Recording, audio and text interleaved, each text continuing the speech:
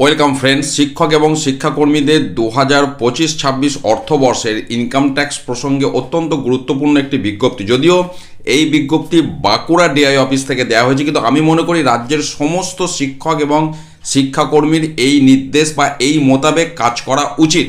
তার কারণ অতীতে অনেক ভোগান্তি হয়েছে, 12 মাস, 11 মাস, 13 মাসের টিডিএস ইনকাম ট্যাক্স আপনারা অনেকেই জানেন। তো এখানে একদম স্ট্রিক্টলি যেটা বলেছে, আমি আবার বলছি, রাজ্যের সমস্ত শিক্ষক শিক্ষিকা শিক্ষাকর্মীদের কিন্তু এই নিয়মেই ইনকাম ট্যাক্স কাটানো উচিত। যেটা বলা হচ্ছে 2025-26 অর্থবর্ষের, আর এই যে জানুয়ারি এবং ফেব্রুয়ারি 2 মাসের বেতন এখনও বাকি আছে, তো এই 2 মাসের মধ্যেই টিডিএস বা ইনকাম ট্যাক্স যতটা পড়বে হিসাব করে বাকি যতটা কাটাতে হবে সেটা কাটিয়ে দিতে বলা হচ্ছে। আমি আবার বলছি, 2025-26 অর্থবর্ষের আপনার টোটাল যে ইনকাম ট্যাক্স পড়বে, যা ট্যাক্স কাটিয়েছেন, বাকি যা ট্যাক্স সেটা জানুয়ারি এবং ফেব্রুয়ারি মাসের বেতনেতে কাটিয়ে দিতে বলা হচ্ছে। পাশাপাশি এটাও বলা হচ্ছে যেন মার্চ মাসের স্যালারিতে কোনো টিডিএস কাটাবেন না, কারণ ওই মার্চের টিডিএসটাই 11 মাস 13 মাসের সমস্যা তৈরি হয়। অতীতে আপনারা অনেকেই এই জন্য ভুগেছেন।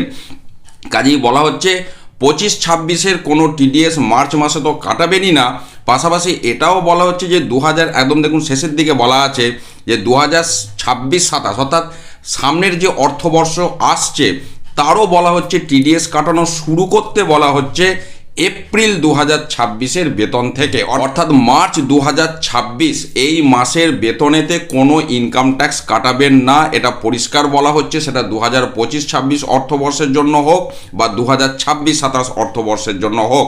এবং 2025-26-এর যা ট্যাক্স ডিউ আছে সেটা জানুয়ারি ফেব্রুয়ারিতে ক্লিয়ার করে দিন। মার্চ 2026-এর বেতনে কোনো ইনকাম ট্যাক্স কাটাবেন না। 2026-27 অর্থবর্ষের জন্য ইনকাম ট্যাক্স কাটানো শুরু করবেন এপ্রিল 2026-এর বেতন থেকে, মানে ওই মাসের বেতন থেকে। এই নিয়মটা প্রত্যেকের পালন করা উচিত, যে কারণে আমি আপনাদের সকলের জন্য শেয়ার করলাম। ভালো থাকুন, সুস্থ থাকুন, ধন্যবাদ।